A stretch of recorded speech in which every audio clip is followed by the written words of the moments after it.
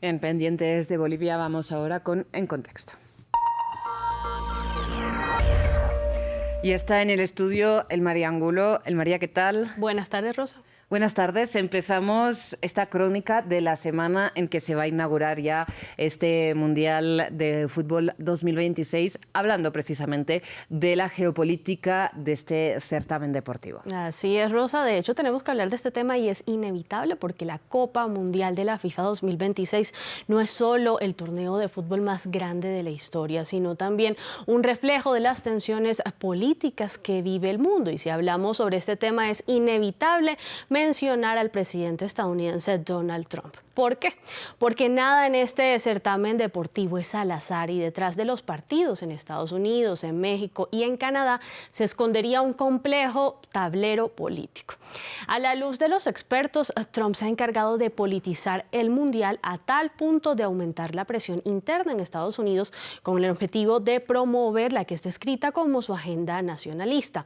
Esto mediante el incremento de los controles migratorios como parte esencial de su retórica, así como también elevar las fricciones con Irán e incluso amenazar con el eventual retiro de ciudades sedes de los encuentros deportivos por disputas sobre el control del orden público en puntos, Rosa, que han sido históricamente bastiones demócratas y que se han opuesto, han presentado resistencia a alguno de los planes de gobierno de Trump a poco del inicio de este mundial.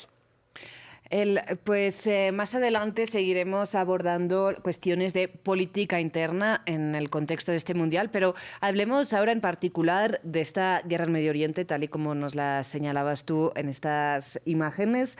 ¿Cómo afecta la tensión, por decirlo así, entre Irán y Estados Unidos a este acontecimiento deportivo? Bueno, Rosa, si bien la incidencia de las tensiones entre Estados Unidos e Irán en este mundial se muestra como uno de los mayores desafíos en materia de diplomacia.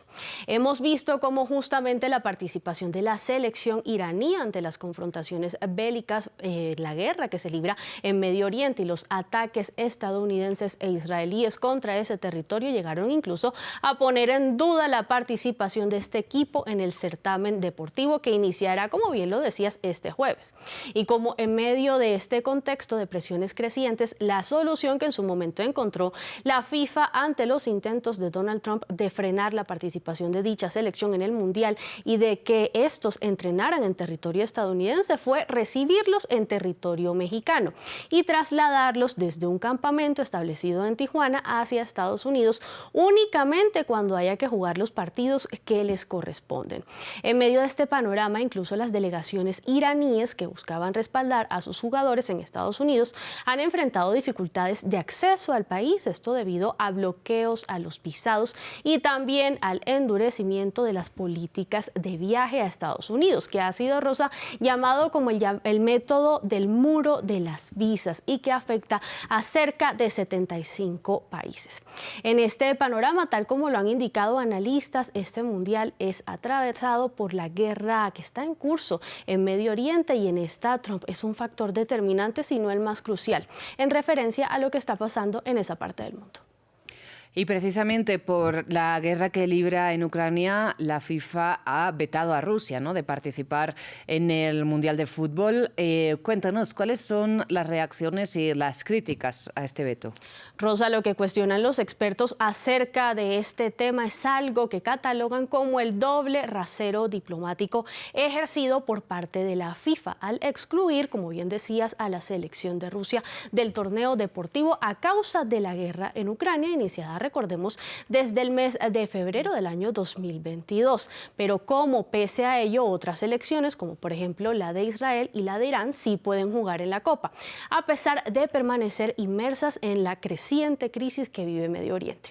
Sobre esto, la FIFA ha argumentado que no ha suspendido la participación del equipo de Israel porque su organización funcionaría en sí solo como una entidad que no podría resolver ningún problema geopolítico, lo cual es interpretado por los analistas como un trato desigual, como un trato dispar. Esto en un contexto en el que la expulsión de la selección rusa se dio en su momento por la presión masiva y por el boicot ejercido también del lado de federaciones europeas como por ejemplo la de Suecia y la de Polonia.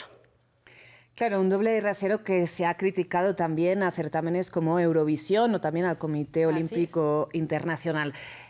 Hablamos precisamente del uso del deporte para, digamos, mejorar, ¿no?, la imagen de un país, lo que se llama sport bashing. Así es, de hecho cuando hablamos del sport washing, hablamos de ese mecanismo que es descrito como el lavado de la imagen de un país o de una organización a través del deporte. Es decir, se trata de una especie de estrategia de propaganda en lo que vemos la manera en la que algunos gobiernos o empresas aprovechan en sí el atractivo y la atención que generan escenarios como la Copa Mundial de Fútbol para limpiar su reputación y desviar la atención de casos rosa de abusos a los derechos humanos o también de corrupción.